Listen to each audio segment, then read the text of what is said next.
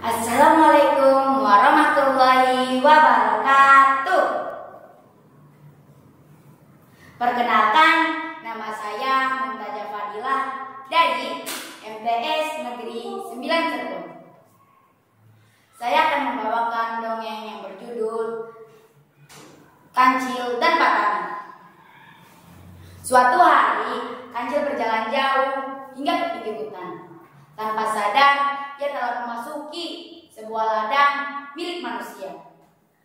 Namun, begitu ia tahu bahwa ladang itu adalah ladang mentimun, Kancil pun mengurungkan niatnya untuk pergi. Aduh, gawat nih, sepertinya saya sudah berada di ladang manusia. Wah, ini ladang mentimun. Mungkin aku bisa berkeliling dan melihat beberapa mentimun terlebih dahulu, ucap Kancil penuh semangat. Kancil tidak bisa menahan keinginannya untuk mencicipi mentimun itu. Aku hanya ingin memakan beberapa buah saja kok. Buah mentimun itu sungguh lezat dan terasa sangat segar, gumam Kancil sambil memakan buah di ladang. Tanpa sadar, Kancil telah menghabiskan banyak sekali buah mentimun. Sore harinya, Patani, si pemilik ladang tersebut datang.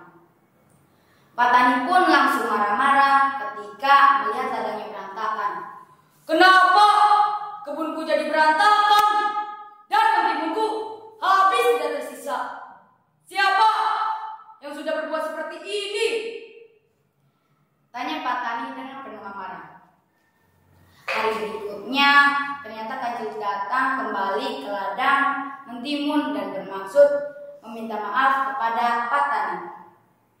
Begitu sampai di ladang, Kancil segera menghampiri orang-orang sawah. Kancil mengira bahwa itu adalah Patani. Patani, sebenarnya saya yang kemarin telah menghabiskan semua mentimun di ladang. Untuk itu, saya ingin meminta maaf dan berjanji tidak akan mengulanginya, ujar Kancil. Namun Patani diam saja. Karena penasaran, Kancil lantas mengangkat kaki depannya dan menyentuh Patani.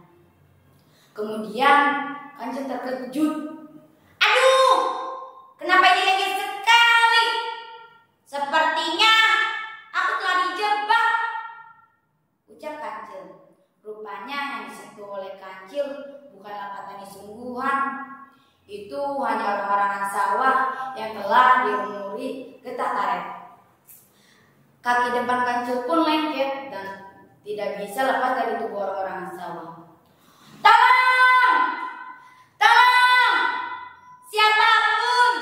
Tolong lepaskan aku! Kancil berteriak meminta tolong sambil berusaha melepaskan diri. Tidak lama kemudian, Patani sang pemilik ladang datang untuk menangkap Kancil. Akhirnya ketangkap juga si Kancil. Dasar pencuri yang rakus, ucap Patani. Ampun Patani, tolong lepaskan aku, pinta Kancil. Patani membawa Kancil pulang ke rumah dan mengurungnya. Patani tidak ingin ladang mentimunnya hancur karena ulah Kancil. Hei, Kancil, kau akan kukurung di sini sampai panen mentimunku selesai. Aku tidak ingin kamu mencuri mentimunku lagi, ujar Patani penuh kejengkelan. Kancil merasa sungguh kesal karena ia tidak bisa membedakan antara Patani dan orang-orang sawah. Kancil memutar otaknya untuk mencari jalan keluar agar ia bisa bebas dari kurungan Patani. Aku ceroboh sekali. Sekarang jadi dikurung di sini. Bagaimana ya agar aku bisa keluar? Pikir Kancil. Aku dapat ide bagus. Kancil sambil tersenyum puas. Kancil berbicara dengan anjing penjaga milik Patani. "Sobat, tahukah kamu mengapa aku dikurung di sini?" tanya Kancil. "Itu karena kau sudah mencuri mentimun Patani," jawab anjing. "Kamu salah. Sebenarnya Patani telah mengadakan pesta dan di sana ada banyak sekali daging panggang. Apakah kamu mau?" tanya Kancil lagi ke anjing. Anjing kemudian merasa tergoda dan berpikir bahwa Patani sedang mengadakan pesta. Kancil lantas terus saja berkata, "Sayangnya Patani tidak mengajakku. Kalau kamu mau, kamu boleh menggantikan tempatku sebab aku tidak suka daging," ucap Kancil. Anjing milik Patani pun terpedaya oleh bujukan Kancil.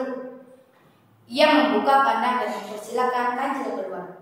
Lalu anjing masuk ke dalam kandang. Begitu ia berada di dalam, Kancil segera mengunci pintu kandang. "Maafkan aku, kawan. Aku telah berbohong kepadamu. Sampaikan juga ya maafku pada Patani," ucap Kancil. "Tebe, kau telah menipuku," ucap anjing penuh kekesalan. Kancil pun pergi dari rumah Patani dan meninggalkan si anjing yang terus saja berteriak meminta tolong dengan galak di dalam kandang. Pesan moral yang bisa diambil dari cerita dalam dongeng ini adalah jangan pernah mengambil apapun milik orang lain tanpa izin terlebih dahulu. Dari dongeng ini dapat ditarik kesimpulan bahwa mencuri bukanlah perbuatan yang baik. Seseorang tidak boleh mengambil kepunyaan orang lain begitu saja. Wassalamualaikum warahmatullahi wabarakatuh.